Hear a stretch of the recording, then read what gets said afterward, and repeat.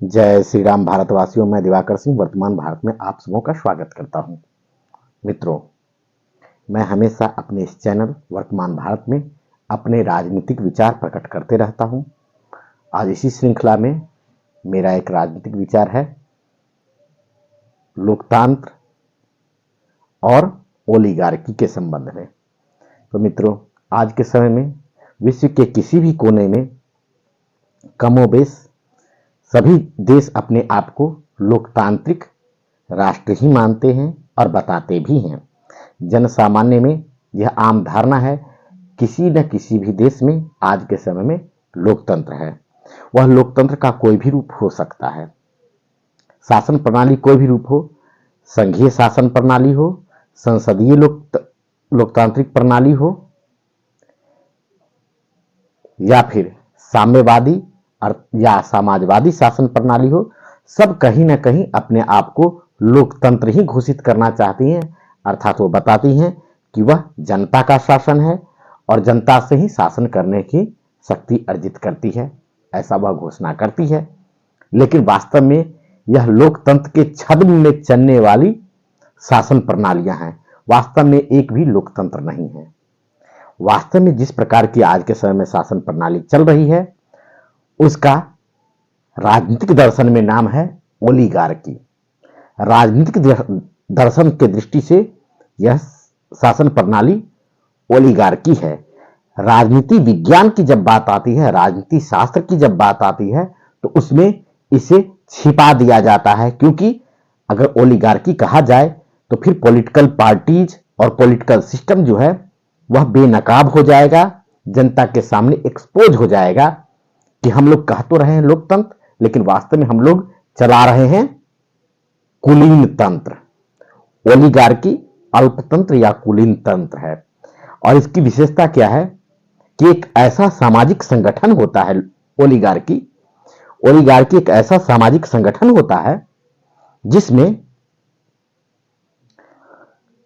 किसी राज्य या क्षेत्र, मैं यहां राज्य या क्षेत्र शब्द इसलिए बोल रहा हूं कि राज्य से सभी लोग समझ जाएं कि भूभाग जिसमें जनसंख्या निवास करती है उससे मेरा संदर्भ होता है।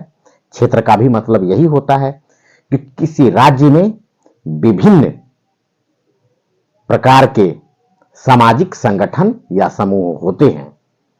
तो ओलिगार्की जो है एक सामाजिक संगठन होता है जिसमें विभिन्न प्रकार के सामाजिक समूह, जो समूह जाति अर्थात पेशे के आधार पे, भाषा, बोली भाषा जो है जिससे कम्युनिकेशन होता है, संचार के माध्यम है भाषा, संप्रदाय अर्थात आप लोग जिसे धर्म भी कह लेते हैं या विचारधारा कह लीजिए, विचारधारा के आधार पे लोग समूहीकृत होते हैं।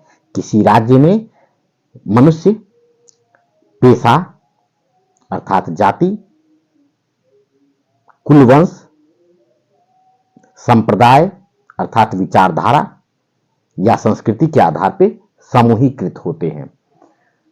तो ओलिगार्की जो है सामाजिक संगठन है जिसमें इस प्रकार का जो विभाजित समूह होता है उस प्रत्येक समूह का एक धनवान व्यक्ति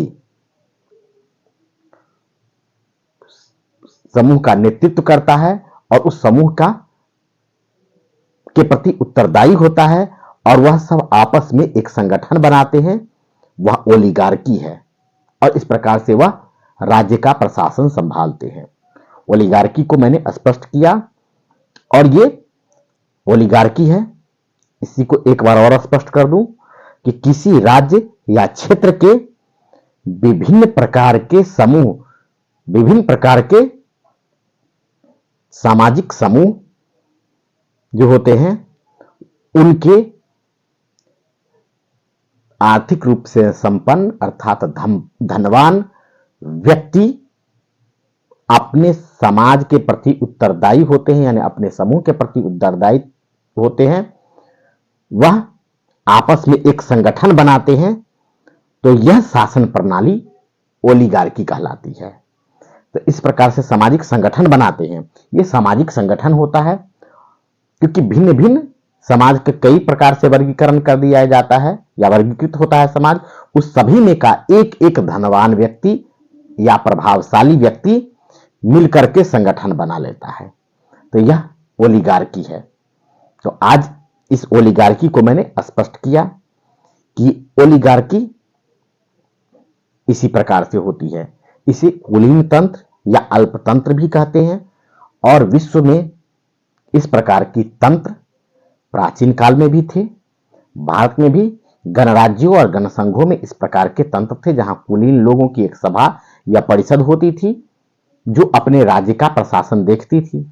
ऐसा ही रोमन गणतंत्र में भी था जहां कुलीन लोग हर व्यवसाय के अलग अलग कुलीन थे और वो सब लोग आपस में मिलकर एक सीनेट का निर्माण करते थे और सीनेटर कहलाते थे।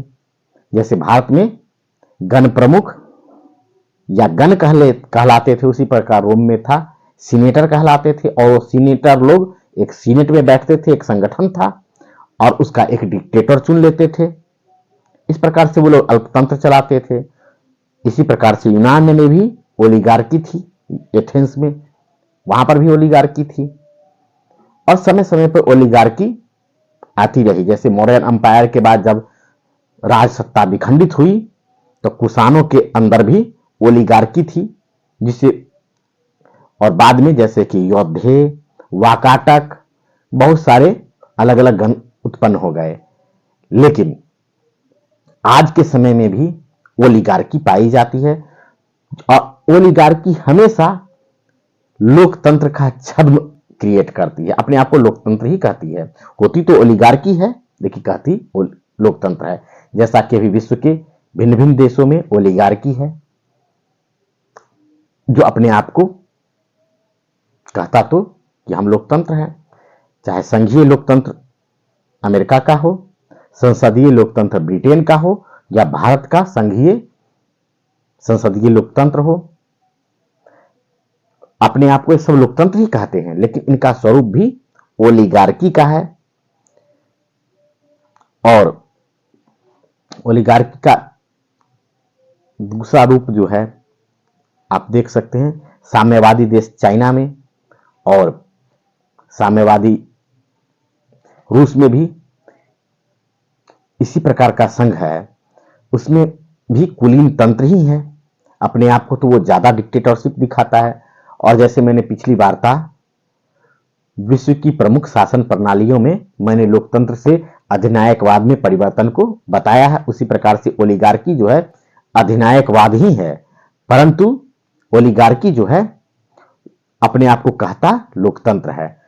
आज के समय में जहां संसदीय लोकतंत्र है या फिर किसी प्रकार से संवैधानिक राजतंत्र है या संवैधानिक लोकतंत्र है, सब ओलिगार्की के उदाहरण है। तो ये मैंने ओलिगार्की पे डिटेल बात की है। अभी के समय में किसी भी देश में लोकतंत्र नहीं है। लोकतंत्र की परिभाषा जो अब्राहम लिंकन के द्वारा दी गई, जनता का, जनता के लिए और जनता के द्वारा शासन है, ये सब एक झूठ है क्योंकि वो भी ओलिगार्की के ही सपोर्टर थे। क्योंकि कोई भी पॉलिटिकल लीडर जो किसी समुदाय विशेष की बात कर रहा है, ये जो अपने आप को लोकतंत्र बता करके जनता से शक्ति अर्जित कर रहा है, वह ओलिगार्की ही करता है क्योंकि वह पूरे राज्य के प्रति उत्तरदायी नहीं होता, वह अपने समुदाय या समाज के प्रति उत्तरदायी होता है। अब इस बात को मैं थोड़ा स्पष्ट करना चाहूंगा, ओलिगार्की को स्पष्ट करना चाहूंगा क्योंकि ओलिगार्की को अगर स्पष्ट नहीं किया जाए तो भ्रम होगा कि मैं जो है कहीं झूठ तो नहीं कर रहा हूं। क्योंकि कोर्स में सामान्यतः निचले स्तर के कोर्स में और राजनीति शास्त्र में भी इसको दबा दिया जाता है क्योंकि राजनीति शास्त्र वर्तमान सत्ता को सुरक्षित करने के लिए ही पढ़ाया जा रहा है, तो इसकी चर्चा कोई बुद्धिमान व्यक्ति नहीं करता है। कोई भी बुद्धिमान बुद्धिजीवी व्यक्ति या जो लोकतंत्र के नाम पे अपने अंदर थोड़ी भी राजनीतिक महत्वाकांक्षा रखता है, वह लोकतंत्र का छद्म नहीं टूटने देना चाहता, इसलिए इसे छिपा देता है। तो मैं इसको थोड़ा स्पष्ट करूंगा कि संयुक्त राज्य अमेरिका में भी ओलिगार्की है, वहां भी कुलीन तंत्र है। सभी साधारण लोग चुनाव में भाग नहीं ले सकते। उन्हें वोट देने का अधिकार तो है एक चुनाव में खड़ा नहीं हो सकते। वहां भी वर्ग और समुदाय के हिसाब से ही गवर्नर के लिए और कांग्रेस के लिए जो चुनाव होते हैं उसमें भागीदारी निभाते हैं और फिर वो लोग सब मिलकर के राष्ट्रपति का चुनाव करते हैं। वहां की जटिल प्रक्रिया है, इस पर मैं अलग से चर्चा करूंगा, लेकिन इस चर्चा में बता दूं कि वहां भी नस्ल आधारित ही चुनाव होते हैं। अश्वेत श्वेत का अंतर, जीविस नॉन जीविस, ब्रिटिश मूल के फ्रेंच मूल के लोग, इस तरह से उनका डिवीजन होता है। वहां भी अलग अलग समूह से लोग अपने अपने समूह का प्रतिनिधित्व करते हैं और वो उसी प्रतिनिधित्व के आधार पे ही और अपने समूह के प्रति ही उत्तरदायी होते हैं, पूरे राज्य के प्रति नहीं होते हैं उत्तरदायी। हाल के समय में जैसे कोई उद्योगपति किस विचारधारा का है उसका प्रभाव पड़ जाता है तो वहां भी राजनीतिक उथल पुथल आ जाती है। ये सब प्रभाव ओलिगार्की के हैं। ब्रिटेन का तो कहना ही क्या, उसके लिए तो आप जानते हैं ये सब जगह द्विदलीय प्रणाली होती है।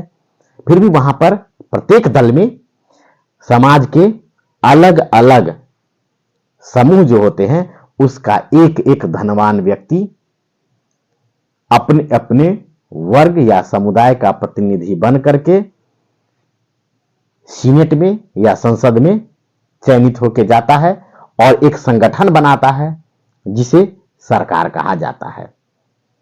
चाहे वो ब्रिटेन का सरकार हो, संयुक्त राज्य अमेरिका का हो, ये दो प्रसिद्ध उदाहरण जिसे आप लोग जानते हैं, लेकिन लगभग सभी देशों में यही व्यवस्था है।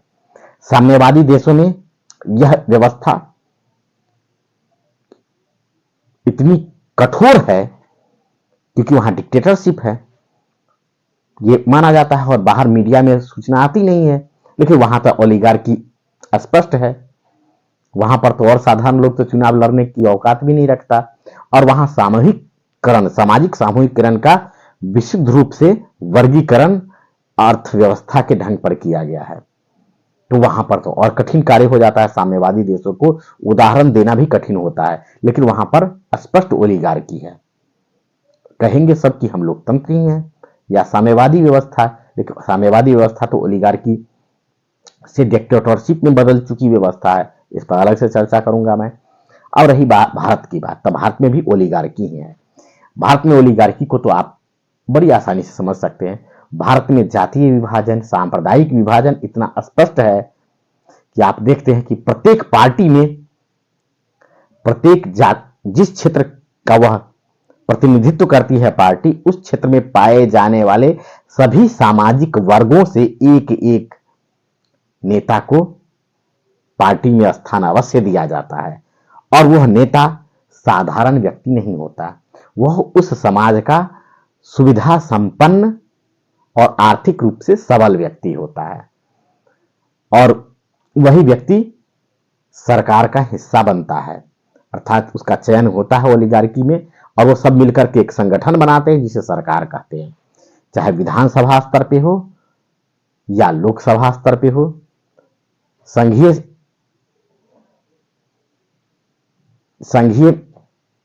स्तर पे संसद हो या राज्य स्तर पे राज्य स्तरीय विधानसभा हो, दोनों जगह पे इसी प्रकार से सरकारों का निर्धारण होता है। यह एक सैद्धांतिक व्यवस्था है। अगर उदाहरण में देखा जाए तो इस उदाहरण को अगर देखें, कोई भी नेता पूरे के पूरे राज्य का प्रतिनिधित्व नहीं करता। जैसे आप इसे देखते हैं, प्रत्येक जाति का एक नेता है। इन चित्रों से आप देख सकते हैं जो मैंने पीछे लगा रखे हैं।